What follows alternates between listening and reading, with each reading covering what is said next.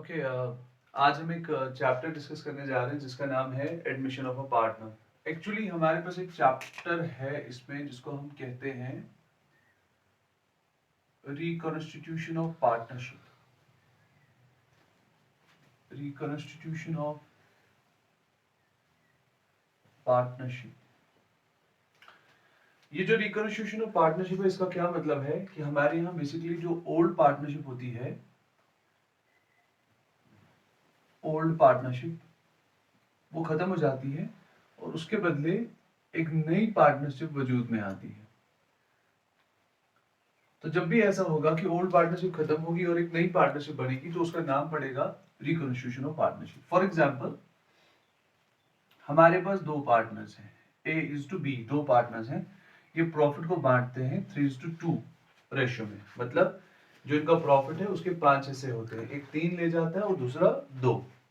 अब इन्होंने क्या कहा, इन्होंने कहा कि हम क्या करेंगे, आज के बाद हम इस तरह नहीं करेंगे, ए इज टू बी। इन्होंने कहा आज के बाद हम 1:1 करेंगे। अभी तक इनका जो एग्रीमेंट था वो था कि प्रॉफिट जो भी आएगा उसके 5 हिस्से किए जाएंगे। फॉर एग्जांपल, अगर 5 लाख रुपए इनको प्रॉफिट मिलता है तो एक को 3 लाख मिलेंगे, दूसरे को 2 लाख।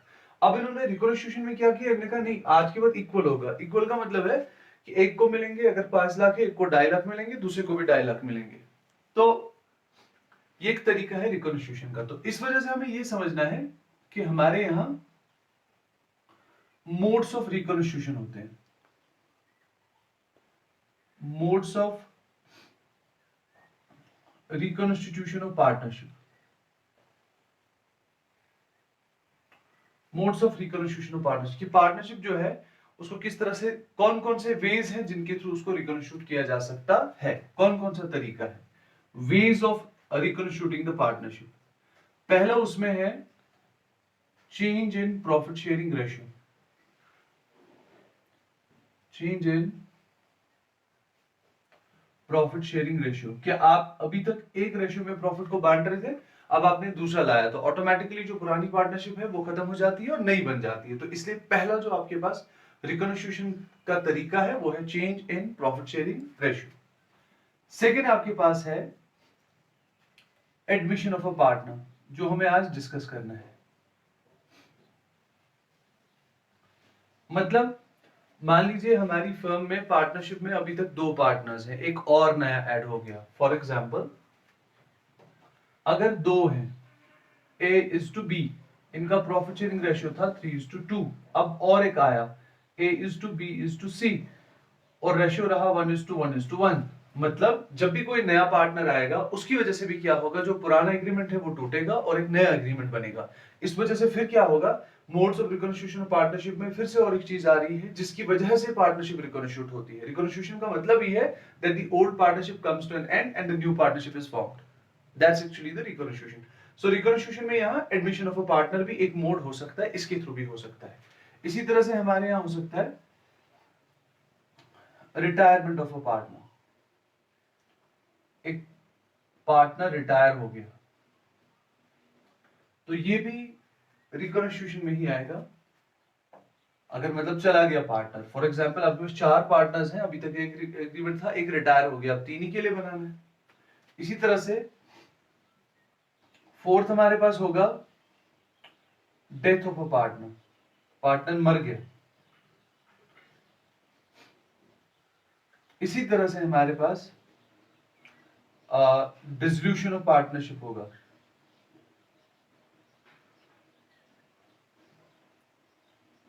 डिसोल्यूशन ऑफ मतलब पार्टनरशिप खत्म हो गई, नई पार्टनरशिप बनी। इसमें यूजुअली दो पार्टनरशिप्स मिलती है, एमलगमेट होती है, जिसको हम एमलगमेशन भी कहते हैं। उनकी हम बाद में बात करेंगे, फिलहाल हमारा फोकस यहाँ है एडमिशन ऑफ अ पार्टनर। तो इस एडमिशन ऑफ अ पार्टनर को हम लोगों ने बेसिकली समझना है कि इसमें क्या होता है और ये किस तरह से पूरा इसका काम किया जाता है। तो इसमें हम आगे चलते हैं। ओके तो अब ये हमने अभी तक जो देखा, हमने कहा कि एडमिशन ऑफ अ पार्टनर में क्या आएगा। हमने कहा it is one of the modes of reconstitution of partnership. इसमें हम पार्टनरशिप को रिकॉन्स्टिट्यूट करते हैं और क्या होता है, old partnership comes to an end and the new partnership is formed. तो इस तरह से जब नया पार्टनर आएगा आपके बिजनेस में, एक नया पार्टनर इंक्लूड होगा तो पुरानी पार्टनरशिप खत्म होगी और नई पार्टनरशिप जो है वो वजूद में आएगी। अब सवाल यहाँ ये है कि जब ये एडमिट होता है ये पार्टनर, तो इसको कुछ राइट्स मिलते हैं। इसके पास टू मेन राइट्स होते हैं जब ये आता है, टू मेन राइट्स। पहला राइट जो इसका होता है वो होता है right to have share in the right to have share in the future profits, और दूसरा right to have share in the assets of the firm, in the assets of the firm। मतलब क्या होगा, दो बहुत जबरदस्त इसके राइट्स होंगे। सबसे पहले होगा right to have share in the future profits. अब जब नया पार्टनर आया तो जब ये एडमिट होगा, जब प्रॉफिट होगा अगले साल आपका, तो उसमें से इसको राइट मिलेगा। लेकिन यहाँ पे एक चीज कंफ्यूज नहीं करनी है कि खाली प्रॉफिट्स में से इसको मिलेगा, लॉस होगा तो वो भी बेयर करना पड़ेगा। पहला तो ये। दूसरा, जो भी अभी तक फॉर एग्जाम्पल अगर दो पार्टनर्स थे m/n, इनका शेयर था 3:2। अब अगर और एक पार्टनर आया m/n/q, सपोज 3:1:1, ऐसा कर लिया गया, तो पहली बात तो इसको प्रॉफिट में से हिस्सा मिलेगा आगे जाके, और दूसरा right to have share in the assets of the firm, और इसको जो फर्म के एसेट्स होंगे, फर्म के एसेट्स में से इसको ऑटोमेटिकली जो है उसमें शेयर मिलेगा। जो फर्म के एसेट्स होंगे, मतलब जब तक ये लोग थे तो फर्म के कुछ ना कुछ एसेट्स तो होंगे, उस एसेट्स में से उसको भी हिस्सा मिलेगा। लेकिन अब सवाल है, क्या ये उसको मुफ्त मिलेगा? बिल्कुल नहीं। इसके बदले इसको दो चीजें लानी है। अगर इसको प्रॉफिट्स में से हिस्सा चाहिए, प्रॉफिट में से इसको हिस्सा चाहिए, तो इसको क्या लाना पड़ेगा? इसको लाना पड़ेगा इसमें से रिटर्न में share of goodwill, share of goodwill. मतलब अगर ये चाहता है कि मुझे प्रॉफिट में से हिस्सा मिले, तो उसके लिए उसको लाना पड़ेगा रिटर्न में शेयर ऑफ गुडविल। इसका क्या मतलब है? इसका बहुत ही सीधा साधा मतलब ये है कि जब भी ये आदमी आएगा वहां पे बिजनेस करने के लिए, जब भी ये उनके साथ जुड़ेगा, इसको जब भी प्रॉफिट्स में से हिस्सा चाहिए, तो उस वक्त क्या होगा, गुडविल को कैलकुलेट किया जाता है। आप जानते हो गुडविल जो है वो हमारी बिजनेस की जो है रेपुटेशन होती है। हम कहते हैं reputation in terms of profit, ठीक है, reputation in terms of profit. तो हम देखेंगे फॉर एग्जांपल दो लोग हैं, एक का नाम मान लो आदिल है, दूसरे का नाम अहमद है। ये दो पार्टनर्स हैं, इन्होंने 10 साल किसी बिजनेस को चलाया है, तो ऑटोमेटिकली जितना वो पहले कमाता था आज वो उससे ज्यादा कमाता होगा अगर सक्सेसफुल रहा होगा, तो इनकी गुडविल बनी होगी। अंडरस्टैंड? तो गुडविल क्या है? गुडविल बेसिकली है reputation in terms of profit.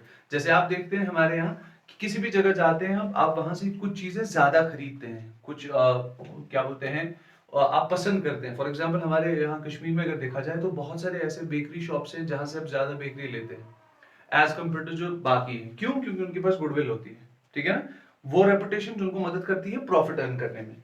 तो अब अगर आदिल और अहमद ने 10 साल बिजनेस चलाया है, इनको अभी कुछ गुडविल तो होगी, तो उस गुडविल को कैलकुलेट किया जाएगा, फिर गुडविल में से देखा जाएगा इसका शेयर कितना है, वो मैं आपको बताऊंगा कैसे, और उसके बाद वो लाना पड़ेगा रिटर्न में ताकि उसको मिले right to have share in the future profits. Second इसमें है right to have share in the assets of the firm, और दूसरा अगर ये चाहता है, इन दोनों ने मिलकर बहुत काम किया और तब जाके आज तीसरा आ रहा है, तो जब इनने बहुत काम किया तो एसेट्स बने हैं, अब रिटर्न में उन एसेट्स को पाने के लिए क्या करना होगा, इसको कैपिटल लानी पड़ेगी। मतलब दो चीजें इसको लानी है एडमिशन के वक्त, एक तो ये लाएगा first of all share of goodwill, और दूसरी ये लाएगा कैपिटल। तो ये इस तरह से समझना है कि इसके दो मेन राइट्स हैं। नंबर 1 राइट जो है इसका वो ये है कि इसको प्रॉफिट्स में से हिस्सा मिलेगा, और नंबर 2 जो है इसके लिए वो ये है कि इस आदमी को जो है वहां पे इसको मिलेगी, वहां पे इसमें भी शेयर मिलेगा, एसेट्स में भी, और रिटर्न में उसको जो है कैपिटल लानी पड़ेगी। तो अब अच्छा, इसमें और एक सवाल है, ये एडमिट कैसे होता है? इंडियन पार्टनरशिप एक्ट 1932 में ये लिखा है कि एक नए पार्टनर को तभी एडमिट किया जा सकता है जब पुराने सारे उस पर अपना कंसेंट दें, मतलब वो सारे जब तैयार हो तभी किसी को एडमिट कर सकते हैं, अगर कोई खिलाफ है तो उसका एडमिशन नहीं हो सकता। और उसमें यह भी लिखा है कि एक माइनर को भी पार्टनर बनाया जा सकता है, मतलब जो हमारी एज है यहाँ की अडल्ट की, अगर उससे कोई छोटा है तो तब भी दिस इज क्वाइट पॉसिबल कि हम उस इंसान को with the consent of all partners हम उसको अपना पार्टनर बना सकते हैं। तो माइनर को भी एडमिशन के वक्त पार्टनर बनाया जा सकता है। अब आगे चलते हैं।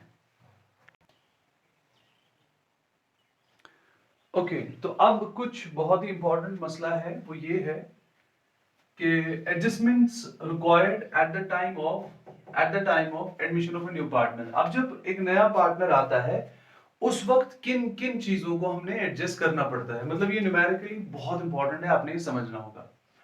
5 चीजें हमें करनी पड़ती है। पहली, calculation of new profit sharing ratio.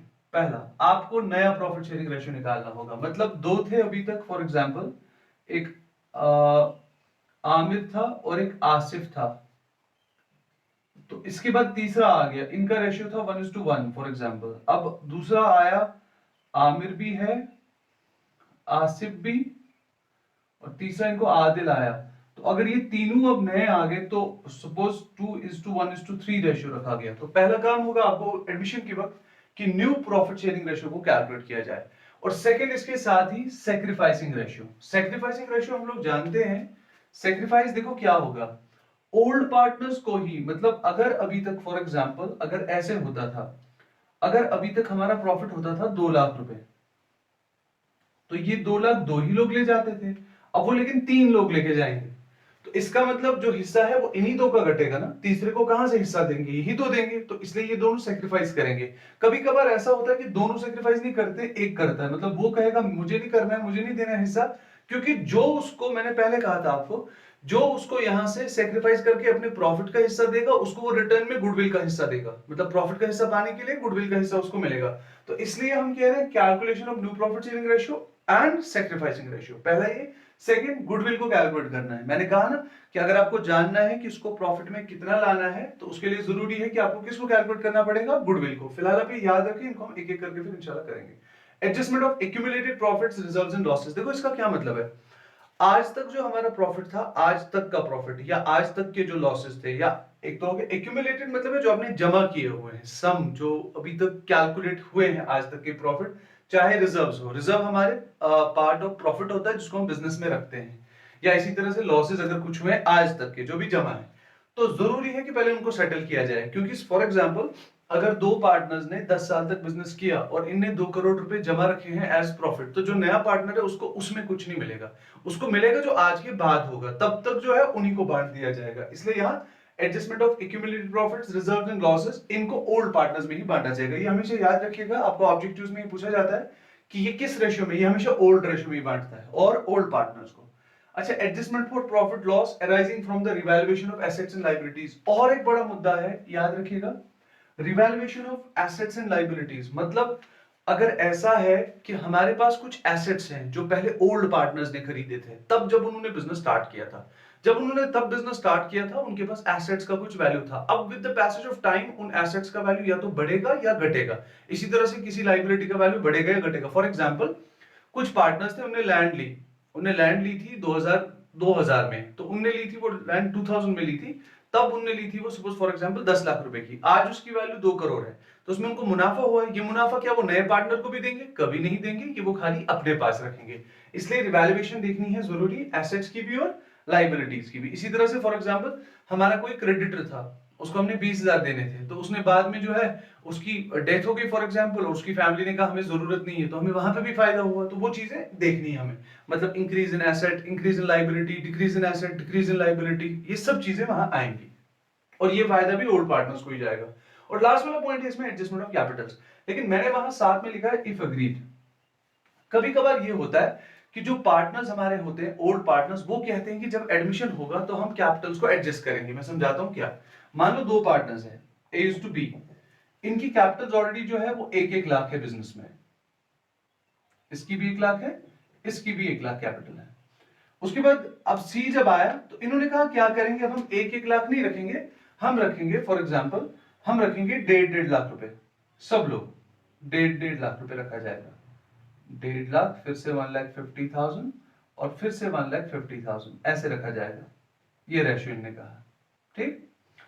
अब क्या करना है इस अनुसार, अगर A is to B is to C है, तो क्योंकि इतना रखना है, अब इनका है कितना ऑलरेडी 1,01,00,000, तो इसको और 50,000 लाने हैं, इसको भी और 50,000 लाने हैं। तो इस सूरत में अगर ऐसा होगा, इनके पास कमी होगी, तो इसको हम बोलते हैं deficiency of capital, deficiency of capital. और अगर इसका उल्टा हो जाए, सपोज हमने कहा 70-70 हजार ही रखने हैं, तो ये 30-30 हजार वापस ले जाएंगे, उसको हम कहेंगे सरप्लस कैपिटल, सरप्लस कैपिटल। तो ये कुछ बातें हैं हमारी इंट्रोडक्शन की जो हम एडमिशन ऑफ पार्टनर में देखते हैं। तो इसको समझना है कि this is basically one of the modes of recognition और कौन से राइट्स और किस तरह से पार्टनर काम करेगा। And then what we will do, हम इसका फिर न्यूमेरिकल पोर्शन स्टार्ट करेंगे।